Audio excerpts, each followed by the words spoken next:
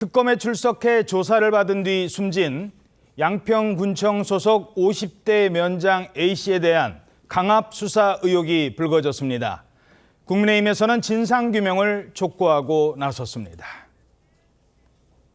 특검의 칼은 국민의 힘을 지나 결국 국민의 심장을 겨눌 것이라고 경고했습니다.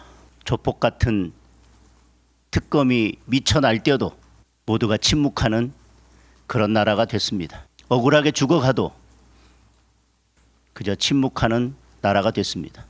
고인이 남긴 진술서를 읽는 것으로 제 회견을 대신하고자 합니다.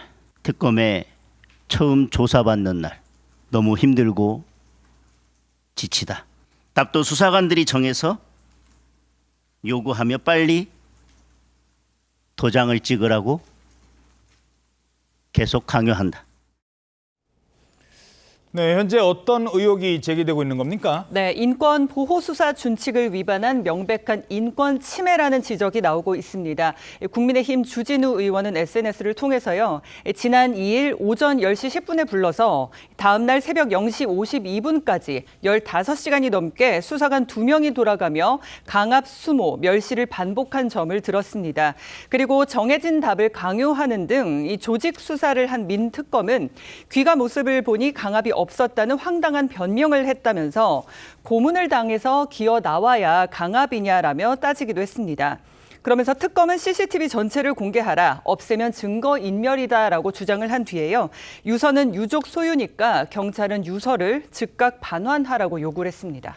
네, 자 조사실 CCTV 이 진상규명의 열쇠가 될 수 있을까요? 네, 그렇습니다. 조사실 CCTV가 현재로서는 조사 당시의 분위기를 가장 객관적으로 보여줄 수 있는 그런 자료가 될 수 있습니다. 검찰 조사실에 이제 주로 설치가 돼 있고요. 해상도에 따라서는 조사받는 사람 표정이라든지 그리고 조사자와의 분위기 이런 것들이 좀 담길 수가 있겠죠. 그렇게 되면은 만약에 CCTV가 공개가 된다 그러면은 강압 수사가 있었는지 여부에 대해서 그나마 이제 객관적이고 확실한 답을 낼 수 있을 텐데요. 문제는 지금까지는 이런 조사실 CCTV가 언론을 통해서 공개된 적은 없고요. 그리고 이제 이번 사건 같은 경우에 만약에 공개가 되려고 한다면은 유족 측이 원한다든지 하면은 뭐 유족이 이제 제한적으로 열람을 한다든지 그거는 가능할 텐데 지금까지는 아직까지 뭐 유족 측에서 열람 요청이라든지 그런 건 없는 상태이긴 합니다. 예. 자, 이러면서 국민의힘에서는 민중기 특검팀을 이번 국정검사 증인으로 세워야 한다라고 주장하고 있습니다. 정치 권력의 폭주를 국민들께 알리기 위해서 민중기 특별검사를 반드시 국정감사장에 세워야 할 것입니다. 민중기 특별검사는 강압과 회유가 없었다고 밝혔습니다. 공무원의 진술서에 나와 있는 그 심리적 압박감과 강압, 회유, 그것이 특별검사에게는 기본값이기 때문에 강압과 회유가 없었다고 밝힌 것 같습니다. 자, 특검에 대한 특검도 요구하고 있다고요? 네, 그렇습니다. 국민의힘은요, 특검의 폭력 수사에 대한 특검법을 당론으로 발의할 예정이다라고 전했습니다. 앞서 당이 공개한 사망자의 자필 메모에는 특검이 사실을 말해도 거짓이라고 한다. 진술서 내용을 임의 작성해서 답을 강요했다라고 적혀 있는 점 등을 들어서요. 국민의힘은 특검이 끼워 맞추기식으로 수사한 것이다라고 비판하고 있습니다.